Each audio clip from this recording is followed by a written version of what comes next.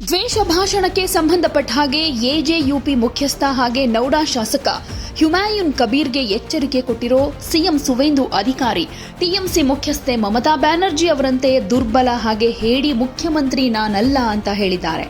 ವಿಧಾನಸಭಾ ಉಪಚುನಾವಣೆಗೂ ಮುನ್ನ ಮುರ್ಷಿದಾಬಾದ್ನಲ್ಲಿ ರೇಜಿನಗರದಲ್ಲಿ ನಡೆದಂತಹ ಬಿಜೆಪಿ ರ್ಯಾಲಿಯನ್ನ ಉದ್ದೇಶಿಸಿ ಮಾತನಾಡಿರುವ ಅವರು, ಇತ್ತೀಚೆಗೆ ಪ್ರಚೋದನಕಾರಿ ಹೇಳಿಕೆಗಳ ಮೂಲಕ ಟೀಕೆಗೆ ಗುರಿಯಾಗಿರೋ ಆಮ್ ಜನತಾ ಉನ್ನಾಯನ್ ಪಕ್ಷದ ಮುಖ್ಯಸ್ಥ ಮತ್ತು ನೌಡಾ ಶಾಸಕ ಹುಮಾಯೂನ್ ಕಬೀರ್ ಅವರಿಗೆ ಎಚ್ಚರಿಕೆ ಕೊಟ್ಟಿದ್ದಾರೆ. ನಾನು ಮಮತಾ ಬ್ಯಾನರ್ಜಿ ಅವರಂತೆ ದುರ್ಬಲ ಹಾಗೆ ಹೇಡಿ ಮುಖ್ಯಮಂತ್ರಿಯಲ್ಲ, ತಪ್ಪು ಮಾಡಬೇಡಿ. ಚುನಾಯಿತ ಪ್ರತಿನಿಧಿಗಳಿಂದ ಬರೋ ಅಜಾಗರೂಕ ಹೇಳಿಕೆಗಳನ್ನು ನಾನು ಸಹಿಸೋದಿಲ್ಲ. ದೇಶದ ಸಂವಿಧಾನವನ್ನ ಗಮನದಲ್ಲಿಟ್ಕೊಂಡು ಸ್ಥಳೀಯ ಶಾಸಕರು ತಮ್ಮ ಪದಗಳನ್ನು ಎಚ್ಚರಿಕೆಯಿಂದ ಆಯ್ಕೆ ಮಾಡಿಕೊಳ್ಬೇಕು ಅಂತ ಹೇಳಿದ್ದಾರೆ. ಮುಂದಿನ 30ರಿಂದ 45 ದಿನಗಳಲ್ಲಿ ರೆಜಿನಗರ ಉಪಚುನಾವಣೆ ನಡೆಯುತ್ತೆ.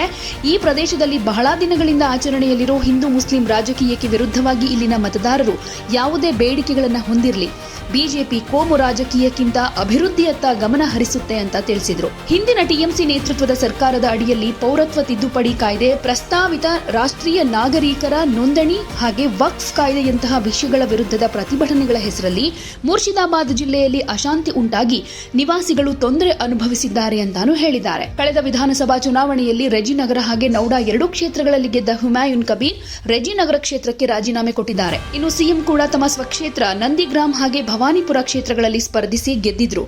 ಅವರು ನಂದಿಗ್ರಾಮ ಕ್ಷೇತ್ರಕ್ಕೆ ರಾಜೀನಾಮೆ ಕೊಟ್ಟಿದ್ದು 2 ಕ್ಷೇತ್ರಗಳಿಗೆ ಉಪಚುನಾವಣೆ ನಡೆಯಲಿದೆ.